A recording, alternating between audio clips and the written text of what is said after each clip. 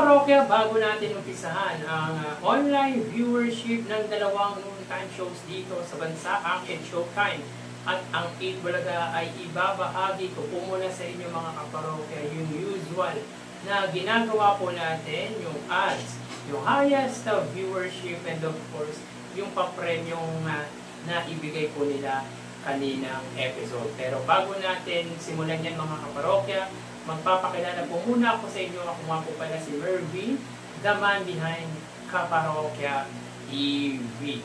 So mga kaparokya, umpisahan po natin sa highest viewership na naabot ng dalawang panangkaliang programa kaninang episode. So ang It's Showtime po ay may 87,000 highest views at ang 8 Bulaga naman po ay may 115,000 highest views. So kanina live po yung episode ng It's Showtime, samantalang pre-recorded naman po ang 8 Bulaga. Kanina rin po mga parokya ay wala po si Ann Kabogaboy Vice Ganda.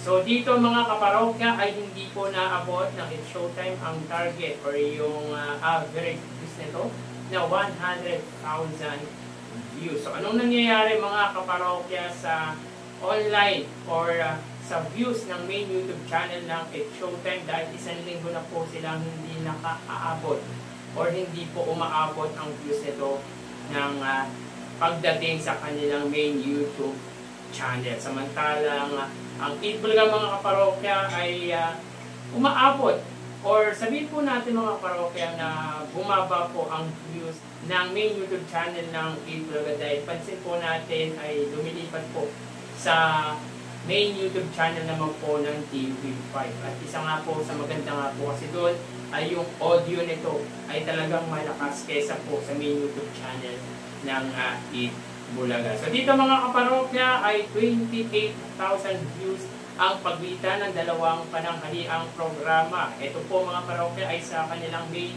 YouTube channel. At pabor po ito mga parokya sa 8 Bulaga.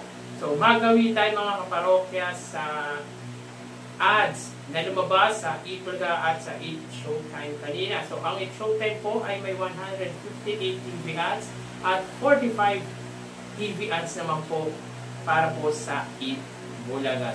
So mataas po ito mga kaparokya, kahit 45 ads lamang po ang sa 8 Bulaga sapagkat yan naman po yung usual. Sa ngayon mga parokya, yan na po yung usual number of ads para po sa 8 Bulaga. Nag-iiba lang po talaga mga parokya pagdating ng Saturday dahil doon po bumubulusok yung ads para po sa 8 Bulaga. Like example nga po yung kaganinang update po natin na kung saan ay umabot po sila last Saturday ng 60 ads. So dito mga parokya, sa unang gap, 49 ads sa It's Showtime, sa pangalawa ay 42, sa pangatlo ay 42, at sa pang-apat or pang-apat na gap rather ay 25 TV ads. Samantalang sa 8 Bulaga, 15 ads sa unang gap, 14 sa pangalawa at 16 ads para naman po sa pangatlo gap. So ulitin natin mga parokya, 158 TV ads sa It's Showtime at 45 TV ads naman po sa 8 Bulaga. Ang nakakapagtaka lang dito mga kaparokya ay bumaba po or bumababa po yung ads na lumabas or lumalabas po sa 8 Showtime dahil mga netong nagdaang araw ay more than 170 TV ads pataas po ang naaabot ng 8 Showtime. Pero netong last 3 days na ginawa po natin yung ads para po sa 8 Showtime ay hanggang 161 ads lamang po ang pinakamataas po nila. So mapunta tayo mga kaparokya sa papremyong ibinahagi ng dalawang noontime show. Para po sa 8 Showtime, sila po ay may 65,000 pesos at sa 8 Bulaga 150,000 pesos.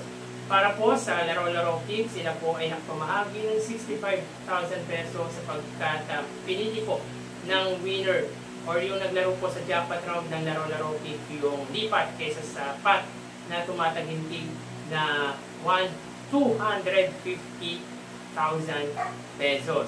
At sa tawag ng tanghalan mga kaparokya ay bokya sapagkat wala pong in-announce na makakatanggap po ng papremyo ang mga contestant ng nasabing segment. Samantala sa 8 Bulaga mga parokya, pera fee segment, sila po ay may 10,000, sa Sugod Bahay ay 75,000, sa GB5 ay 35,000 at sa Jacklons Open ay 30,000 pesos. So sa Jacklons Open mga parokya, yung tatlong audience ay tama po yung sagot. Nga lang yung naglaro po sa jackpot or yung double the money ay hindi po na ito nakuha. Ganun din po sa pera fee mga kaparokya, sapagkat hindi po na double the money yung 20,000 na pwedeng maging 40,000 bagkos ay nabawasan po ito ng 10,000. At sa GB5 mga parokya ay wala pong naisagot sa jackpot round ng GB5 dahilan kung bakit ganyan lang po kababa ang papremyo ibinigay ng Ibulga ngayong araw po.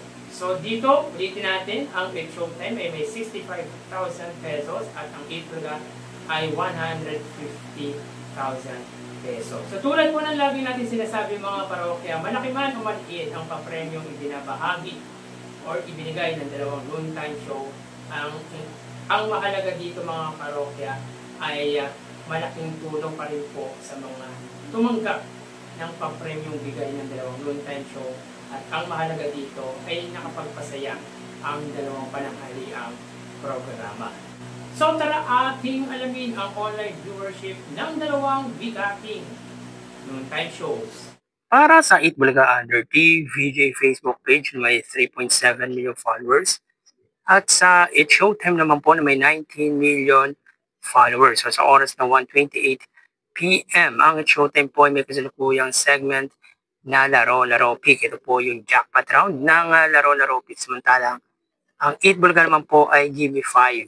So dito makita po natin mga kaparokya na ang Showtime po ay may 2,800 live viewers.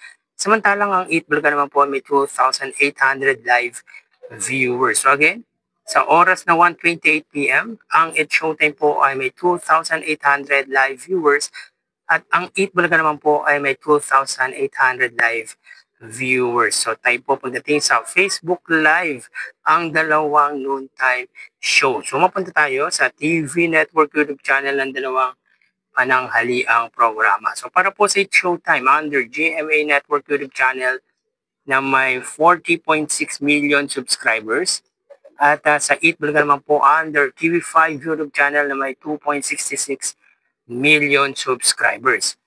So sa oras na 1:29 p.m. ang Showtime under GMA Network, sila po ay may 25,000 viewers. Ang 8 Bulaga naman po under TV5, sila po ay may 25,000 live viewers. So again, sa oras na 1:29 p.m.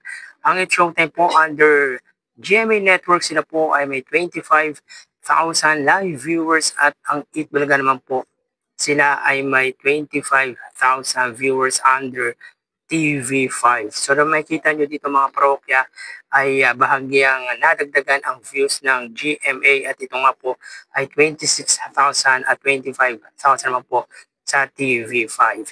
So dito lamang ng 1,000 views ang GMA against sa TV5. So mapunta tayo sa main YouTube channel ng dalawang noontime show. Para po sa Showtime under ABS-CBN Showtime na may 2.73 million subscribers at sa 8 Bulaga naman po under 8 Bulaga TVJ YouTube channel na may 1.71 million subscribers.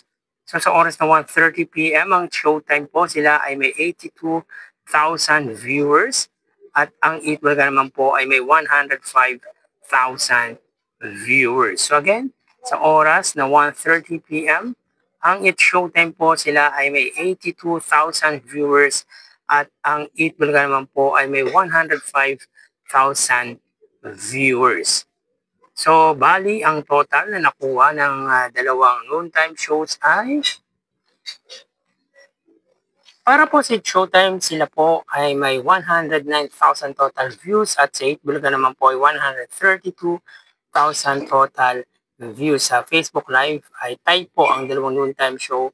Sa TV Network YouTube channel, 26,000 sa GMA, 25,000 naman po sa 8 Bulaga. At pagdating sa main YouTube channel, 82,000 sa It's Showtime at 105,000 naman po sa 8 Bulaga. So again, ang It's Showtime ay may total na 109,000 total views at ang 8 Bulaga ay 132,000 total views. So dito ay lamang ng 23,000 views ang 8 Bulaga against sa 8 Showtime. So mga kaparokya, wagi po pagdating sa online viewership ang 8 Bulaga against sa pananghaliang programa ng ABS-CBN at ng GMA na It's Showtime. So yan po lumalabas sa kanilang online viewership as of 1:32 p.m. So magpapaalam po kasi sa inyo mga parokya. Mag-ingat po tayo palagi. Thank you and God bless.